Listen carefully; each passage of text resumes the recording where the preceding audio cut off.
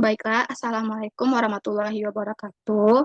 Kami dari kelompok 3 yang terdiri dari Aditya Faras Rahman, Azia Diananda, Nadia Evita Suri, dan Nailatul Fadilah Fauzi. Eh, Kami akan mempresentasikan studi kelayakan pada usaha Banana Nugget Lumer. Baiklah, untuk materi pertama akan dipresentasikan oleh Azia Diananda. Kepada Azia dipersilahkan.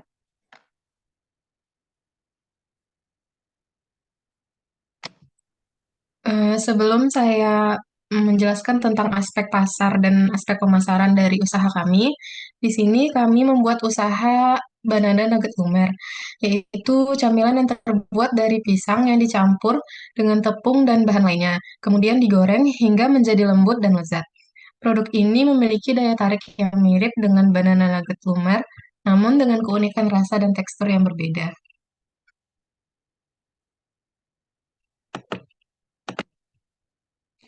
Selanjutnya yaitu ada aspek pasar dari bisnis kami. Menurut hasil analisis, minat terhadap banana nugget di Sumatera Barat sangat banyak. Hal ini menunjukkan bahwa produk banana nugget memiliki potensi besar untuk berkembang di Sumatera Barat, khususnya Kota Padang. Analisis ini dilakukan dengan menggunakan metode benchmarking atau dengan membandingkan dengan usaha serupa yang sudah berkembang sebagai alat ukur seperti produk banana nugget lumer yang sudah populer. Yang kedua yaitu ada aspek pemasaran dari bisnis banana nugget. Untuk segmentingnya, kami di sini menyediakan untuk masyarakat sekitar kawasan Cendrawasih, baik kalangan masyarakat pada umumnya dan kalangan remaja di tingkat TK, SD, SMP, SMA, serta mahasiswa pada khususnya. Lalu untuk targeting, yaitu mencakup segala usia, baik lansia, dewasa, remaja, atau anak-anak yang menggemari makanan sehat dan inovatif. Untuk positioning dari usaha ini yaitu menciptakan image di benak konsumen sebagai nugget lumer yang memproduksi inovasi makanan yang menyehatkan dan juga lezat.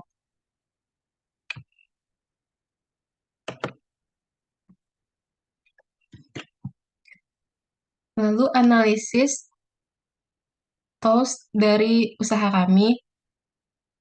Untuk strain-nya, kami menjual produk untuk semua kalangan. Yang kedua, memiliki berbagai topping yang bermacam-macam. Yang ketiga, baik bagi kesehatan karena kandungan yang terdapat pada buah pisang. Ya, lalu bahan produk yang terjamin higienis dan praktik untuk dimakan. Yang kedua, weaknesses-nya tidak cocok bagi yang tidak menyukai pisang. Lalu produk yang dihasilkan ini masih mudah untuk ditiru. Untuk opportunities-nya, mudah dalam melakukan pemasaran karena berbasis buah, lalu harga terjangkau, dan kebiasaan para konsumen yang lebih tertarik dengan makanan ringan atau cemilan. Untuk trade-nya, banyaknya pesaing ketat dan meningkat, lalu perubahan harga bahan baku. Berdasarkan analisis TOS tersebut, strategi yang kami terapkan untuk meningkatkan kualitas produk dan pelayanan untuk mempertahankan kepuasan konsumen, yaitu memperkuat pengawasan kualitas bahan baku dan melibatkan konsumen dalam pengembangan produk baru, serta memastikan pelatihan yang baik untuk meningkatkan pelayanan. La- Lalu untuk memperluas jaringan pemasaran, untuk menjangkau pasar yang lebih luas, kami mengidentifikasi peluang kemitraan dengan toko-toko atau restoran lain, lalu meningkatkan kehadiran online melalui platform e-commerce, dan menyelenggarakan acara promosi atau kolaborasi untuk meningkatkan exposure. Untuk melakukan inovasi produk, kami di sini mengadakan sesi rancangan menu dengan konsumen, menyelenggarakan program pelanggan setia untuk menciptakan keterlibatan, dan menjaga keunikan produk melalui penambahan variasi rasa dan tekstur. Yang terakhir, untuk melakukan riset persaingan, kami memakai strategi untuk melakukan analisis pasar secara berkala. Yang kedua, menentukan strategi respon cepat terhadap perubahan dalam industri. Dan yang terakhir, membangun kerjasama dengan pelaku industri untuk pertukaran informasi.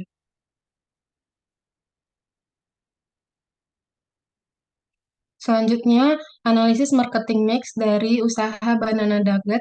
Yang pertama untuk produknya, yaitu banana nugget lumer, makanan ringan dengan inti pisang yang lembut dan lapisan crispy. Untuk kualitas produknya, banana nugget ini dikenal dengan kualitas premium, cita rasa autentik, dan berbagai variasi rasa yang menggugah selera. Untuk inovasi, kami menciptakan rasa baru dan mempertimbangkan variasi diet seperti bebas gluten atau gula untuk memenuhi kebutuhan konsumen. Di analisis price atau harga, kami menetapkan harga dengan memperhitungkan biaya produksi dan selalu berusaha memberikan harga yang kompetitif dan adil. Dan kami melakukan promosi harga seperti diskon spesial untuk acara-acara tertentu atau paket hemat untuk menarik konsumen. Yang ketiga, yaitu ada place, di mana lokasi fisik kita terdapat di pusat kota, dan untuk kemitraannya, di sini kami bekerja sama dengan toko-toko lokal untuk memperluas distribusi produk banana dan nugget. Yang terakhir, untuk promosinya, di sini kami akan aktif mempromosikan banana nugget ini di platform media sosial seperti Instagram, Facebook, dan WhatsApp dengan membagikan gambar produk, ulasan pelanggan, dan tawaran khusus. Lalu untuk loyalitas, kami akan memberikan kartu poin atau diskon untuk pelanggan yang sering membeli. Dan yang terakhir, promosi kami akan ikut dalam acara komunitas atau pameran makanan untuk memperkenalkan produk banana nugget lumer kepada calon pelanggan. Baik, untuk materi selanjutnya, saya kembalikan kepada moderator. Baiklah, terima kasih kepada Azia Diananda. Untuk materi selanjutnya yaitu aspek operasional yang akan dibacakan oleh saya sendiri. Next. Usaha Banana Nugget Lumer ini akan beroperasional dari jam 10 pagi sampai jam 10 malam. Hal ini dilakukan untuk memenuhi permintaan konsumen agar tetap bisa mengonsumsi banana nugget di jam istirahat kerja. Untuk kapasitas produksi banana nugget, untuk seminggu pertama kami akan mencoba sebanyak 100 porsi per minggu. Untuk lokasi bisnis, banana nugget lumer ini akan dijual di sekitar kampus Universitas Negeri Padang, tepatnya di Jalan Cendrawasih. Karena lokasi ini dekat dengan konsumen potensial atau pasar sasaran, kemudahan akses oleh konsumen dan lingkungan yang mendukung. Untuk kapasitas produksi, banana nugget ini diproduksi secara intermittent proses, yaitu sistem produksi yang berjalan berdasarkan permintaan konsumen. Pada proses produksi ini, konsumen bisa memesan produk dengan variasi dan desain yang lebih beragam. Kegiatan ini bisa dilakukan saat ada permintaan pada satu produk. Maksudnya, produk akan dibuat sesuai dengan pesanan konsumen. Biasanya, produk ini akan dipesan ketika konsumen merasa lapar dan ingin makanan yang manis-manis. Yang ketiga, proses produksi.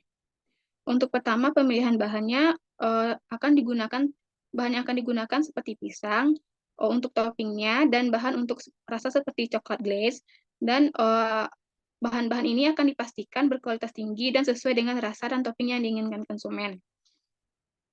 Dan proses produksi yang kedua itu memotong pisang sesuai dengan ukuran yang telah ditentukan, menggunakan alat seperti pisau yang tajam.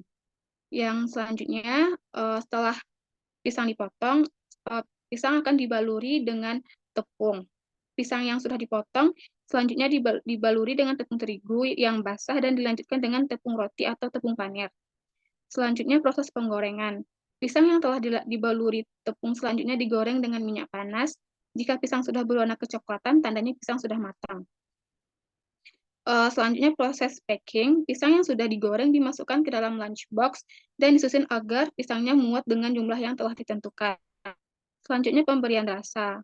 Pemberian rasa dilakukan ketika pisang sudah disusun ke dalam lunchbox. Rasa yang disediakan adalah coklat, matcha, tiramisu cair, dan lumer. Disesuaikan dengan keinginan konsumen. Dan yang terakhir, pemberian topping. Pemberian topping disesuaikan dengan keinginan konsumen. Topping yang disediakan yaitu Oreo, keju, almond, dan choco chips. Setelah pemberian topping selesai, lunchbox ditutup dan disimpan dalam plastik kresek dan diberikan kepada konsumen. Alat dan bahan yang digunakan pada usaha ini yaitu uh, pisang. Uh, Pisang, harga harga pisang itu bervariasi tergantung pada jenis dan kualitasnya. Pada umumnya pisang ini dijual dengan harga Rp500 per buah. Bahan yang kedua yaitu glaze. Dijual per kilonya 65.000 sampai 70.000. Untuk bahan-bahan topping yaitu Oreo, Choco Chips, keju, dan almond. Harganya tergantung beda-beda di setiap pasar. Harga lunchbox perbungkus ini dijual seharga 40.000 yang terdiri dari 50 pieces. Peralatan dan teknologi yang digunakan yaitu yang pertama penggorengan, piring, spatula, kompor gas, blender, panci, loyang, dan minyak. Selanjutnya layout. Di sini kami akan menggunakan stand kecil sebagai tempat berjualan. Jika nantinya sudah terkumpul dana, maka kami kemungkinan akan memutuskan untuk menyewa tempat. Baiklah, sekian yang dapat saya sampaikan. Untuk materi selanjutnya, yaitu aspek manajemen dan sumber daya manusia yang akan dibacakan oleh Adit. Kepada Adit, dipersilahkan. Baiklah, materi selanjutnya yaitu aspek manajemen dan SDM. Di usaha Bandara Nugget Lumer ini, kami tidak membutuhkan tenaga ahli, di mana struktur dari usaha kami hanya terdiri dari pemilik, koki, dan kasir. Dengan demikian, kami tidak memerlukan SDM dengan keahliannya. Di sini kami mempekerjakan SDM lulusan SMA, tetapi kami mempunyai syarat yang harus dipenuhi oleh SDM tersebut, yaitu seperti bekerja dengan jujur dan teliti dalam melakukan pekerjaannya di masing-masing bidang. Pertama, perencanaan eh, terkait dengan kegiatan utama yang perlu dilakukan dalam menjalankan bisnis. Bisnis Banana Nugget merupakan bisnis yang kekinian. Sebelum kami membuka gerai, kami melakukan perencanaan setiap bisnis ini agar dapat berkembang setiap harinya. Setelah kami melakukan perencanaan, kami membuat analisis struktur organisasi agar nantinya bisnis yang akan kami jalankan akan berjalan sesuai dengan baik. Yang pertama, kami membagi ke beberapa bagian yaitu pemilik, koki, kasir, dan pengelola keuangan. Maksud dari pembagian struktur organisasi ini, untuk setiap karyawan nantinya akan fokus terhadap pekerjaan yang telah ditetapkan. Yang kedua, jenis aktivitas kerja pengelompokan aktivitas. Kami membagi SDM jadi 4 fungsi dalam memenuhi kebutuhan, yaitu yang pertama, Nadia Eftasuri sebagian keuangan yang mengelola dan pemasukan dan pengeluaran dari bisnis. Yang kedua, Azia Diananda, bagian pemasaran yang akan merencanakan bagian pengembangan produk untuk dipasarkan. Yang ketiga, Nelatun, bagian produksi yang meracik dan membuat resep untuk produk. Yang keempat, Aditya Faras, bagian operasional yang mengelola mengurus bisnis. Ketiga, struktur organisasi. Struktur organisasi ini terdiri dari pemilik, bagian keuangan, bagian operasional, bagian marketing, dan karyawan. Next.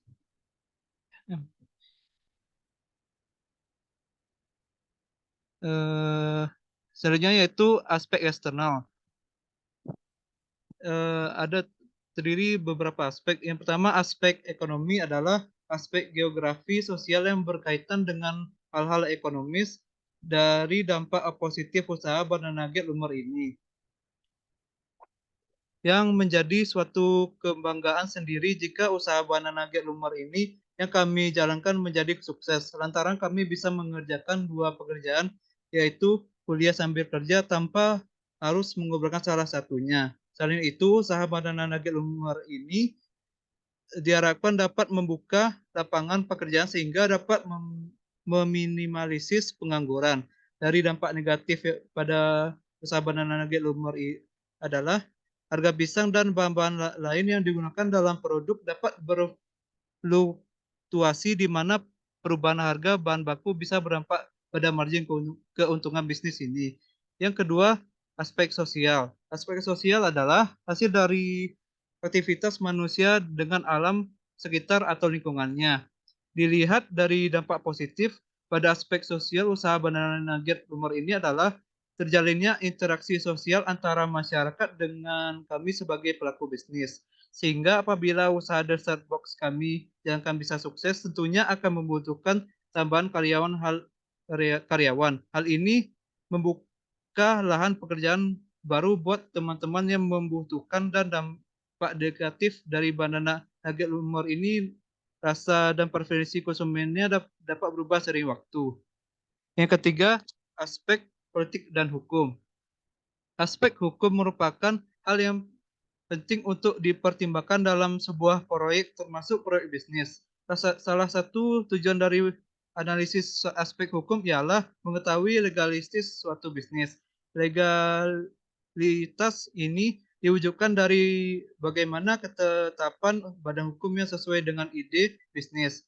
Dengan adanya legalitas ini, dapat pula dijadikan jaminan-jaminan untuk melakukan pinjaman jika bisnis dibayar dengan pinjaman.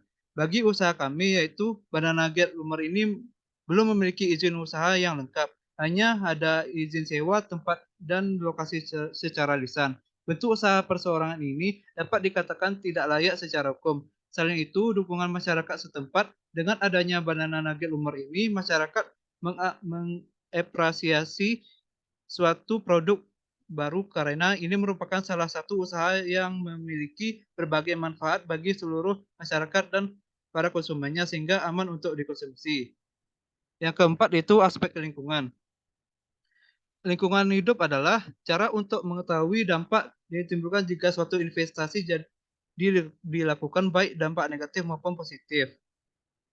Lingkungan industri, di mana terdapat beberapa yang perlu dianalisis dalam studi kelayakan bisnis, yaitu ancaman masuk pendatang baru, di mana pada lingkungan bisnis sejauh ini kami belum menumpukan pesaing yang memiliki bisnis serupa. Jikapun ada, kami akan melakukan inovasi pada usaha tersebut.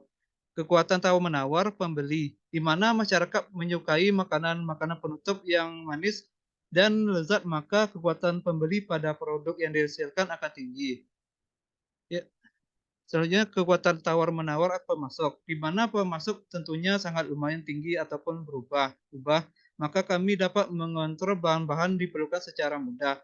Dan juga ada beberapa toko yang kami datangi sehingga tidak terpacu pada satu saja. Dengan demikian bahan baku akan selalu bisa didapatkan. Yang kelima itu aspek risiko bisnis. Yang pertama aspek SDM. Jam operasional yaitu mulai pukul 10 pagi hingga 10 malam, ataupun menyesuaikan produk pada hari itu.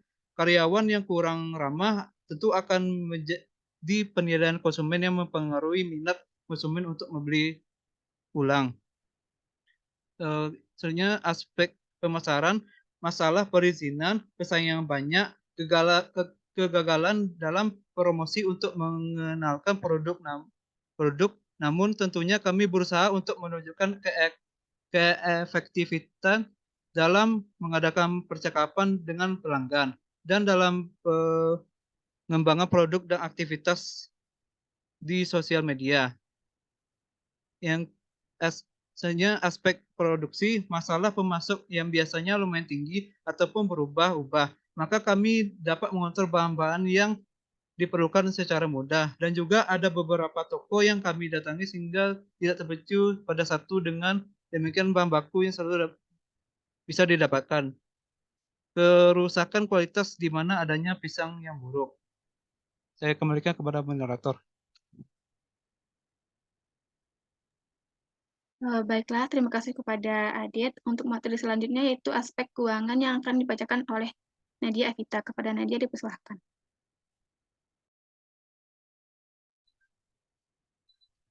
Baiklah, terima kasih moderator. Untuk aspek keuangan, yang pertama itu adalah kebutuhan investasi, di mana pada kebutuhan investasi ini kita terdapat hal-hal yang diperlukan pada bisnis ini. Yang pertama adalah serta kompor, wajan, peralatan masak, sewa tempat, dan satu spanduk dan gadget, di mana didapatkan totalnya adalah 13.970.000. Dan juga pada alat investasi ini memiliki penyusutan, di mana untuk kompor itu nilai penyusutannya itu adalah 5 tahun, wajan itu 3 tahun, peralatan masaknya 2 tahun, sewa tempat yaitu 1 tahun, spanduk itu 2 tahun, dan gejek itu 5 tahun. Terdapat penyusutan ditotalkan penyusutan itu adalah 366,67. Untuk modal kerja diperlukan adalah bahan baku. Untuk modal kerjanya itu adalah untuk setiap produksi itu adalah 10.000. Nah, kemudian ada gas yaitu 21.000, biaya air dan listrik itu 500.000, dan bahan-bahan lainnya itu 200.000, di mana totalnya adalah 731.000. Selanjutnya adalah neraca, di mana neraca ini didapatkan yang pertama adalah kas, di mana kas adalah 200.000. Bahan baku yaitu 6.000, gas 21.000. Bahan baku yang tadi sebenarnya adalah 10.000, gasnya 21.000, sama dengan modal kerja yang sebelum dijelaskan tadi. Maka totalnya adalah 727.000. Selanjutnya untuk total aset tidak lancar itu didapatkan dari bahan-bahan modal investasi tadi, yaitu 13.970.000 itu didapatkan dari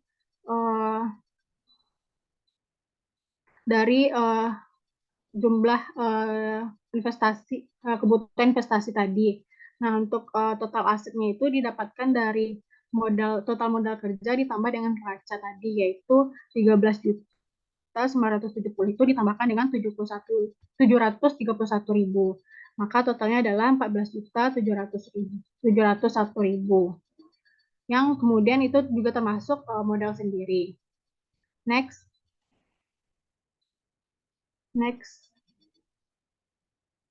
Selanjutnya adalah masuk kepada proyeksi laba rugi. Di mana pada proyeksi laba rugi ini terdapat penjualan, di mana modal untuk penjualan itu adalah 12.000.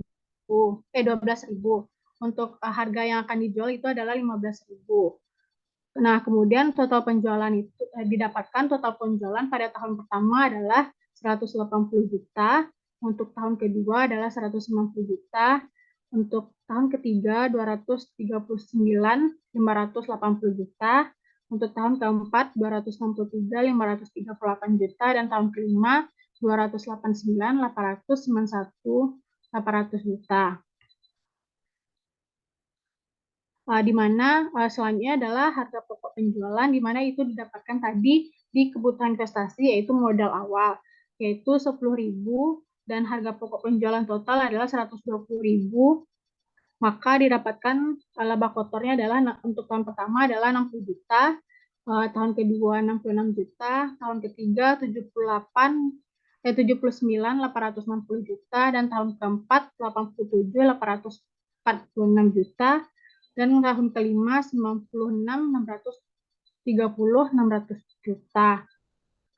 Kemudian untuk total biaya operasi itu tuh didapatkan dari biaya gaji, biaya penyusutan, biaya sewa tempat, air, telepon, dan listrik. Kemudian ada biaya promosi dan biaya kebersihan. Maka didapatkan hasilnya dalam 42, untuk tahun pertama adalah 42.105.66,67, untuk tahun kedua 42.105.66,67, yaitu sama dengan tahun pertama. Selanjutnya untuk tahun ketiga sampai tahun kelima yaitu 57.705.66,67. Untuk laba operasi didapatkan yaitu 70, untuk tahun pertama 17.894.333,3, untuk tahun kedua 23.894.333,33, untuk tahun kedua 22.154.333,3, untuk tahun keempat 30.140.333,33, Dan untuk tahun kelima adalah 38.924.933,73. Kemudian selanjutnya adalah pajak. Pajak di mana 5% itu didapatkan dari total laba operasi tadi dikalikan pajak 50%, yaitu untuk tahun pertama 894.767, untuk tahun kedua 1.194.716,67, untuk tahun ketiga 1.107.716,67, untuk tahun keempat 1.507.16,67, untuk tahun kelima 1.946.246,67. Kemudian didapatkan laba bersihnya adalah yang pertama untuk tahun pertama 16.999.616,66. Untuk tahun kedua 22.699.616,66. Untuk tahun ketiga 20.446.616,66. Untuk tahun keempat 28.633.316,66. Dan untuk tahun kelima 36.978.686,66. Kemudian ada aliran kas operasional, di mana itu tuh didapat dari aliran kas investasi, aktiva tidak lancar, yaitu wajan tadi, peralatan masak, spanduk, gadget, dan didapatkan total seperti yang dilihat dari slide ini. Selanjutnya, untuk melihat usaha tersebut layak dari aspek keuangan tersebut, usaha ini dikatakan layak karena dilihat dari metode payback periodnya, di mana jangka waktu pengembalian modal usaha yaitu 8,1 bulan, yang mana untuk hal tersebut besar dari 5 tahun umur proyek. Nah, kemudian untuk dilihat dari NPV-nya dikatakan layak karena besar dari 0. Sekian dari saya akan berikan kepada moderator.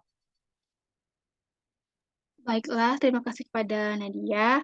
Kesimpulan pada presentasi kali ini yaitu banana nugget produk ini memiliki daya tarik yang mirip dengan banana nugget lainnya. Namun dengan keunikan rasa dan tekstur yang berbeda, beserta berbagai macam topping yang kami miliki dapat menjadi salah satu kelebihan produk kami dari para pesaing. Baiklah, itu yang dapat kami sampaikan. Semoga bermanfaat bagi kita semua. Saya tutup. Assalamualaikum warahmatullahi wabarakatuh.